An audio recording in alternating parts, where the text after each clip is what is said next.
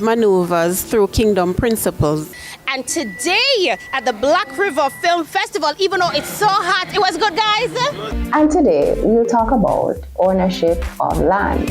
Tune in to Central Expressions on CVM TV Sundays at 3 p.m. Repeat Fridays at 9 a.m. Hey you know all the people in your business. You should take advantage of CVM TV's unbeatable small business advertising package. Trust me. And get your goods and services in front of your customers today. For $150,000, you get a high-quality professional commercial. Plus 20 prime-time commercial spots. That's massive exposure at a fraction of the cost. Including on the #1 morning show in Jamaica, Sunrise. So don't wait. Call us on 658-208-5377 and see your business goals happen right here on CVM Television.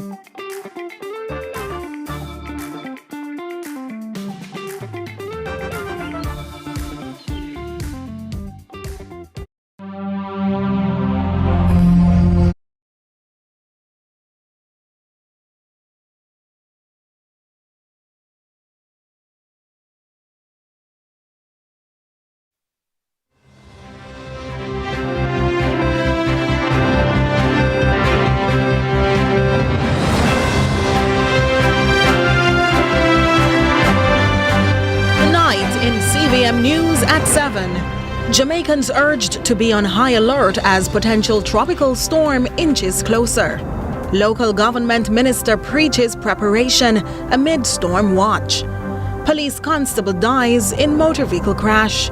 This week on Inspire Jamaica, goodness of God bonds talented girls. And in sports, Portmore United register big win in the Jamaica Premier League.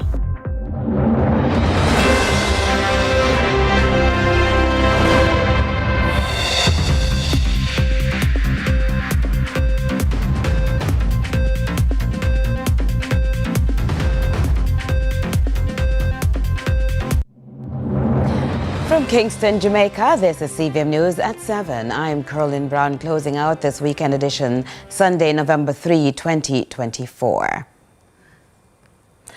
The country is in the path of what could become another tropical cyclone, and as the system inches closer, some towns are already experiencing flooding and others are being urged to be on the alert. At the same time, authorities are reminding Jamaicans not to panic and to get updates from credible sources, even as the power company warns of outages. Nika Lewis tells us more.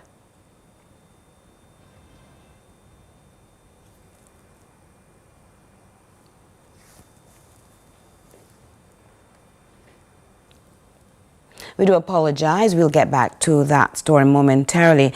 Now, it is the start of Local Government Month, and there was a special Sunday service to officially kick off the celebrations. Leaders from the Ministry of Local Government, along with mayors, councillors and other local government practitioners, gathered to launch the month dedicated to building stronger communities and promoting disaster preparedness. There was another mass shooting Saturday night, this time in St. Andrew, which left 3 people dead and several others injured. Reports from the Hunts Bay Police are at around 11:40 p.m. Gunmen on foot opened fire on a group of people standing in the vicinity of Bowens Road and then ran. Now, in the aftermath, 8 people were reportedly injured. 3 later died, among them 35-year-old Kemar Hardware, a bar operator of Kingston 13, and a 19-year-old man identified only by his aliases Stephen and Brown Man. The third victim is yet to be identified. Authorities suspect the incident could be linked to an ongoing gang feud in the St. Andrew South Police Division. Meanwhile, the Jamaica Constabulary Force has again been plunged into mourning following the death of another of its members. Constable Ramon Sterling, who was attached to the Montego Hills police station, died following a motor vehicle crash. Constable Sterling lost his life in Discovery Bay, St. Ann, while allegedly en route to St. James this afternoon. Preliminary reports are the vehicle he was driving overturned, trapping him inside. It's understood the constable had to be removed from the wreckage by firefighters who later arrived at the scene. He was rushed to the St. Ann's Bay Hospital where he died whilst undergoing treatment. Waste management in Kingston has become a hot topic with many misconceptions surrounding the role of the Kingston and St. Andrew Municipal Corporation, the KSAMC. Mayor Andrew Swaby addressed the concerns head-on, clarifying his position and outlining the responsibilities of both the KSAMC and the National Solid Waste Management Authority. The recent town hall meeting held at Merle Grove High School in St. Andrew saw Kingston's mayor addressing misconceptions around the role of the Kingston and St. Andrew Municipal Corporation while outlining challenges in waste management. Mayor Andrew Swaby clarifies that while he was vocal during his campaign about the state of garbage collection in Kingston, he did not suggest that the KSAMC would replace the National Solid Waste Management Authority. Speak to the issue because there are some misconception of the KSAMC's role in garbage collection. And I understand. I was very vocal when I'm campaigning about garbage and the state of Kingston. But I didn't say that we were going to replace the National Solid Waste Management Authority. The mayor maintains the NSWMA should focus on regulations, noting local authorities would require the necessary resources to effectively manage garbage collection. I honestly believe that National Solid Waste Management Authority should stick to the regulation and give the local authority the responsibility with the resources to take the garbage up. I have that fundamental belief. But this is not so yet. So we are working with the National Solid Waste Management Authority to get the garbage clean. He also mentioned his recent inspection of local businesses to ensure proper waste disposal practices were being followed. The mayor reminds the National Solid Waste Management Authority is not responsible for collecting commercial waste unless specific arrangements are made. I was in Papine with National Solid Waste Management Authority, with our trade license persons, with the TAJ to check on the trade license and also to check on to make sure that these businesses are disposed of their garbage in the correct way.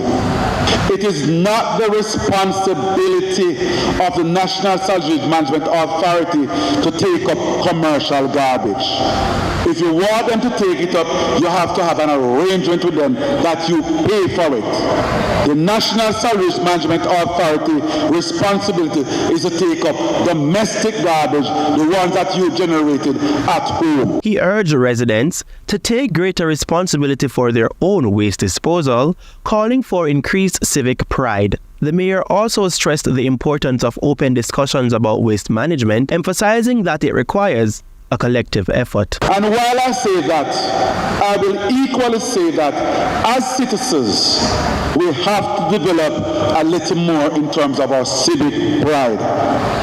We cannot be continuing to dispose garbage anywhere. It is not right, and we have to talk about it. We can't idolize these type of living. Raheem White, CVM News.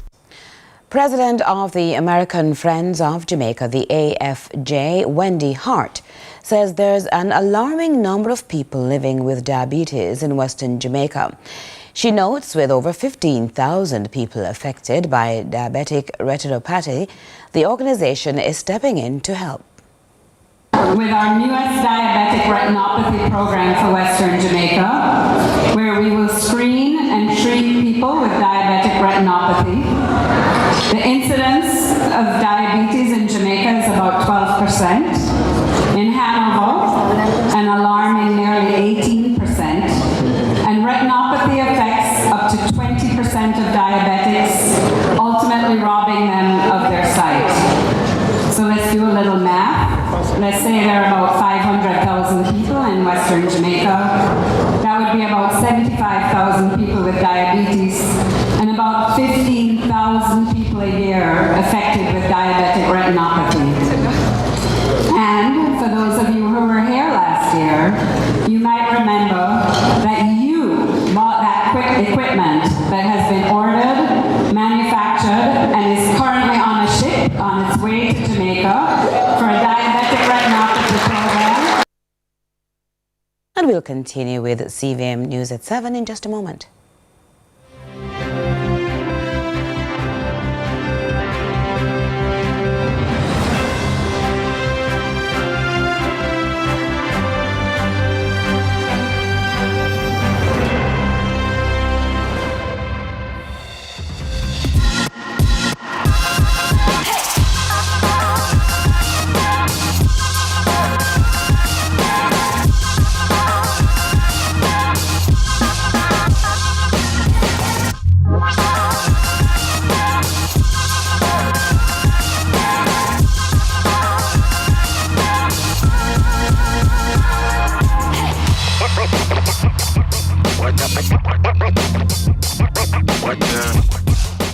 Fan Central Pitside, brought to you by Edgechem, AIM Financial Corporation, Texaco, and Connex. People don't bother feel like you can predict who is going to be in the shop with me. A ship carry you back again. Controversial. How old were you? 8 years old. Now we're contemplating. These are the digits. Oh.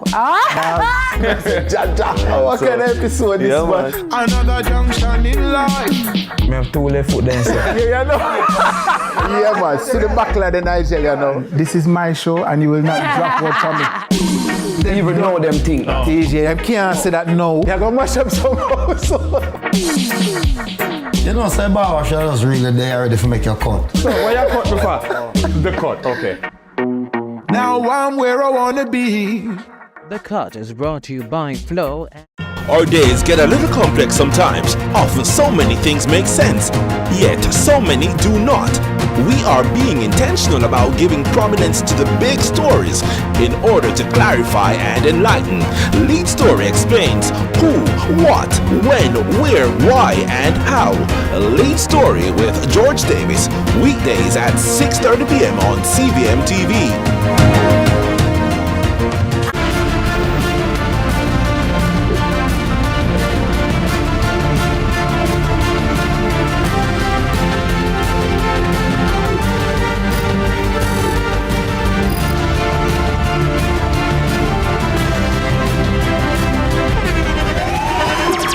The internationally acclaimed On Stage with Winford Williams. At a new time, Saturdays at 8 p.m. on CVM TV. So much more than entertainment.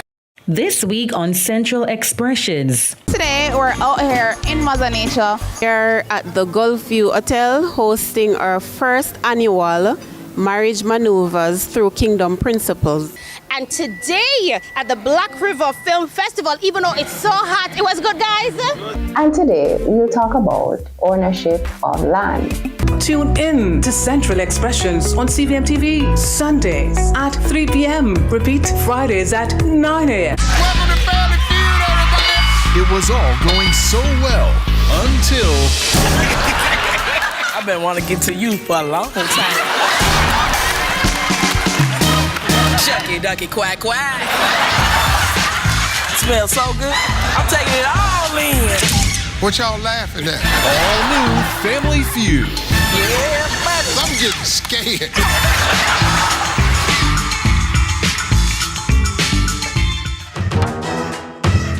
Brought to you by We Are the Caring Store, waiting to serve you. It's time to experience independent living. Visit us today.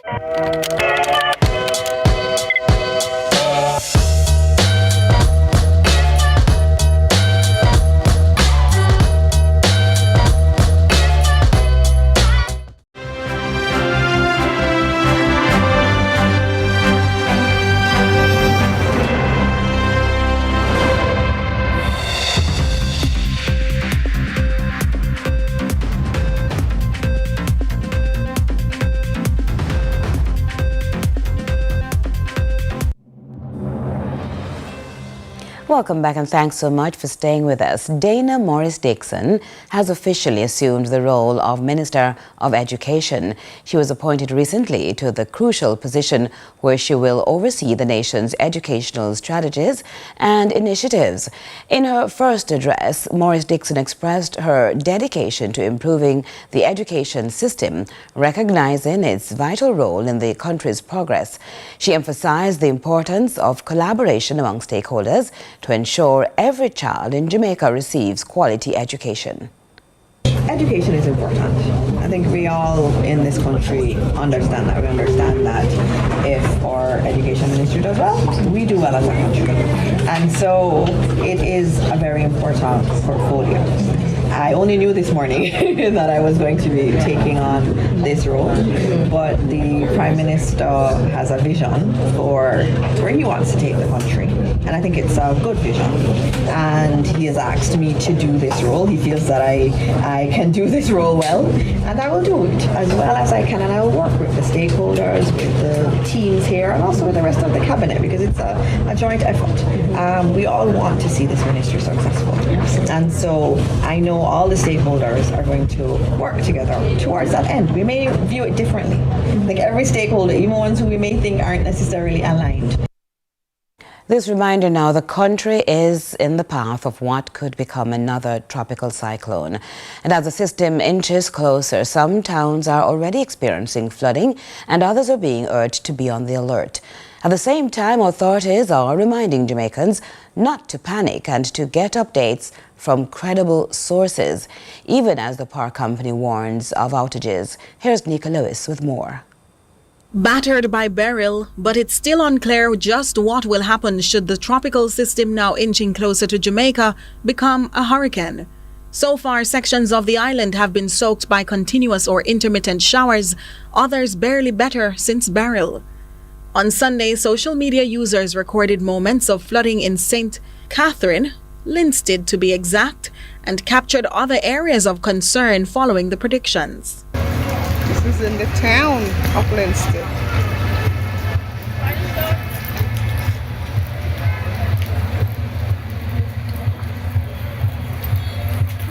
That's coming to come, so let's see how it might come out.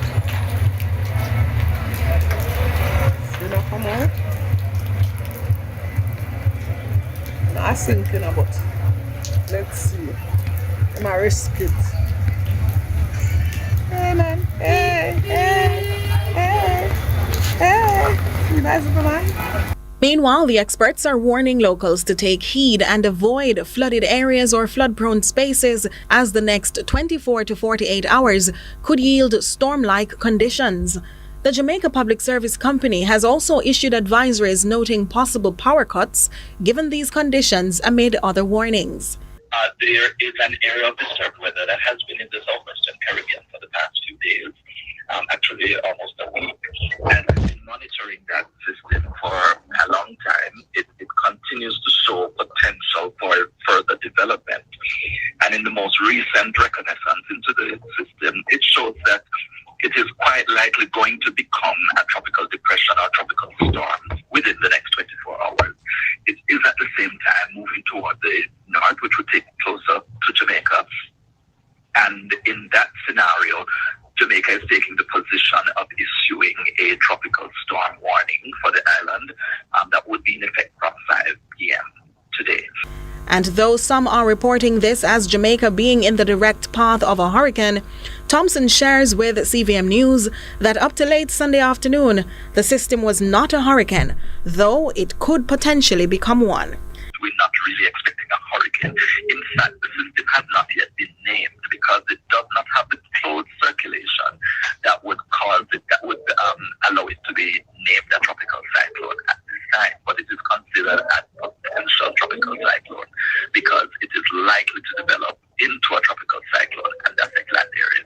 He's urging marine interests and those in disaster-prone spaces to be on high alert to prevent loss of lives or damage. Those persons who would be operating in our marine spaces should be particularly interested to know that the system is moving closer, and so the seas should be vacated and all residents should really be on the mainland. But then outside of that, we do expect that with the heavy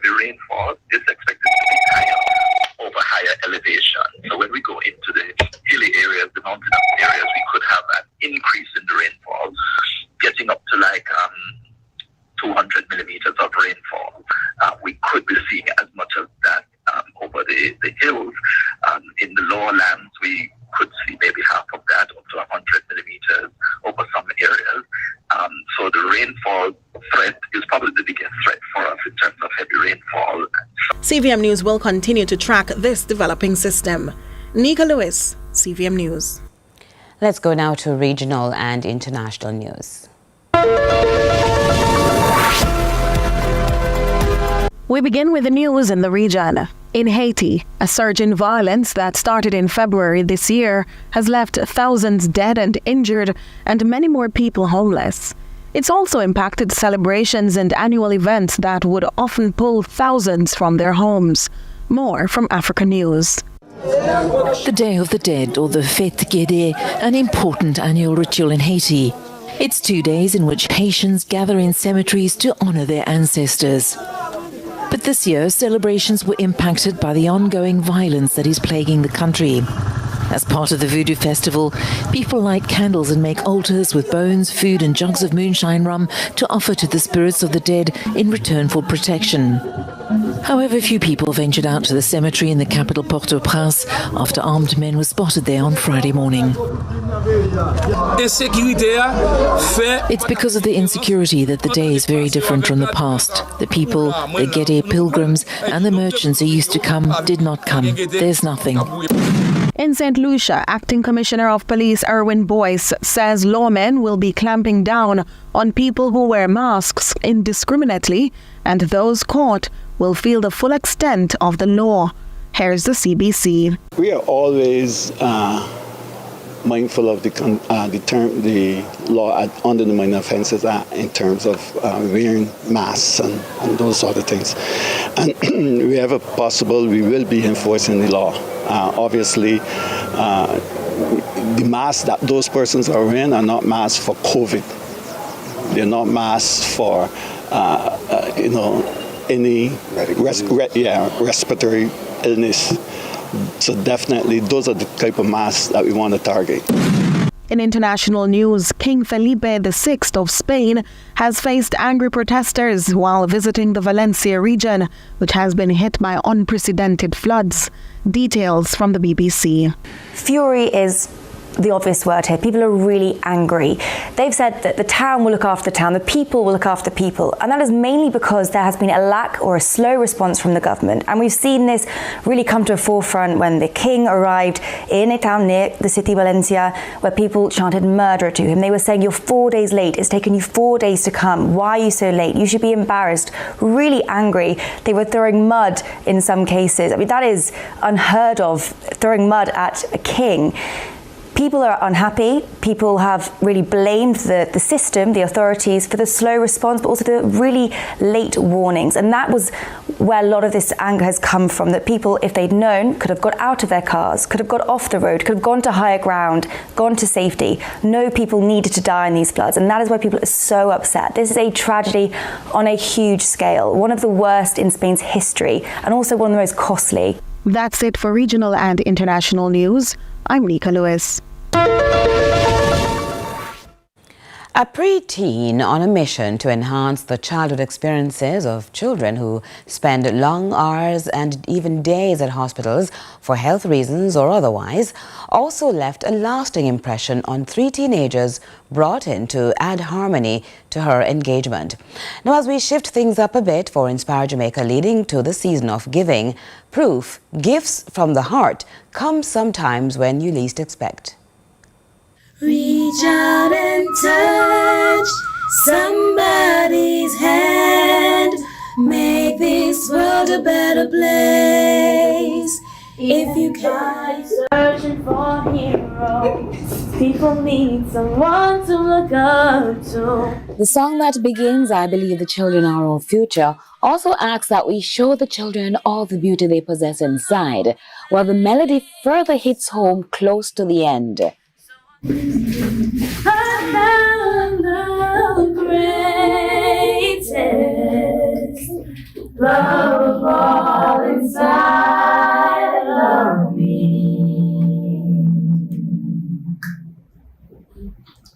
Thank you. And it was the love, the gift inside that came out from Jasmine Headley, Natalia Stevens, Alexia Davis, and Tony and Taylor during that unrehearsed collab shortly after they met for the very first time. It was the 12-year-old Canadian Jamaican who was handing out gifts to the teenagers. Unknown to her, the girly stuff came just in time for a big day for them. And it was a surprise to the trio to learn it was Jasmine's birthday. The blend of talent and the purpose that brought them together was more than just their talents. Her philanthropic stuff is driven by Jasmine. It's not her parents who are driving it. She's the one who wants to do this. And I feel very blessed to be a part of this journey.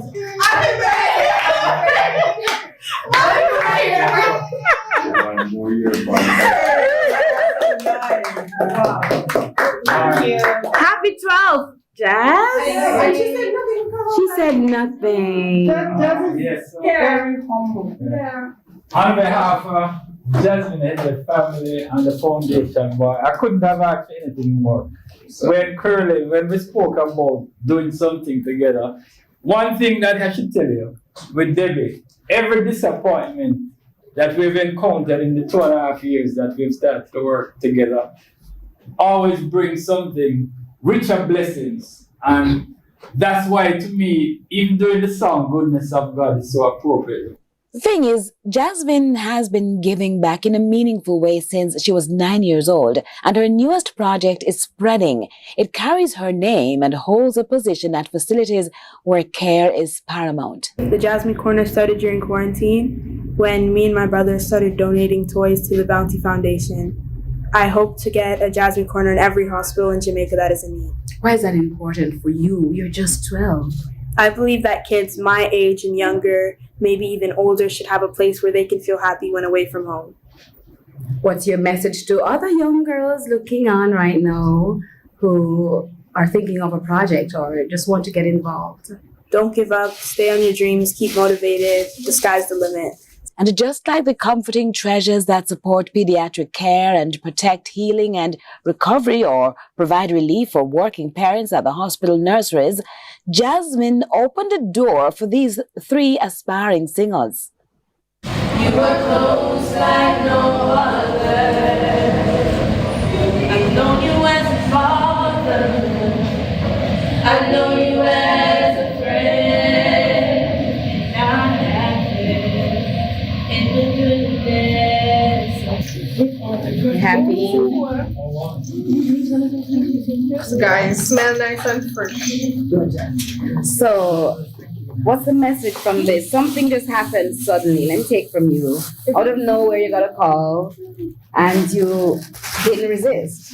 No, I What's the message from all of this? Have faith in God and remember that everything that God do for you, He does for a purpose. That's it. And for you? There's always opportunities somewhere. You should just, always be present. Never deny. I get blessed. Yes, we were talking about it maybe one day last week about that. Oh. You don't want the money. Oh, thank you. You see, blessings. Yes, we were talking about it the other day. Follow the will of God. Exactly. From a devotion group to us Singing at together school at events. school. Yeah, anybody to sing, we're the first person to call on, but yes. So you have a group name. What's the name? Gems of God. Shout it out. Gems of God. I don't really need to love very much further. I don't wanna have to go where you don't follow. I won't hold you back again. This passion inside, I can't run from myself. There's nowhere to hide.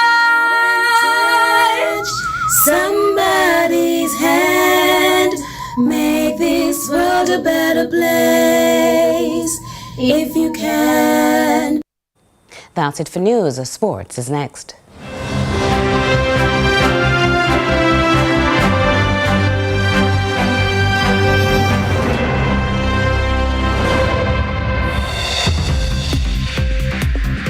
Jamaica food and drink Drink Festival's Meat Street and the Market is back in partnership with the Port Authority of Jamaica. Saturday, November 9, 3 to 10 p.m. at the historic Naval Dockyard in Port Royal, Kingston. Food trucks, restaurants and chefs galore. Enjoy CB pan chicken, Helsha style fish, gourmet pastas, veggie delights, street eats and so much more. Guided tours, live entertainment and kids zone. Park and ride with JUTC. Meat Street and the Market. Saturday, November 9. Adults 2,000, children under 10 free. Tickets at JA Food and Drink Kitchen on Cork's Constant Spring, Candy Crush.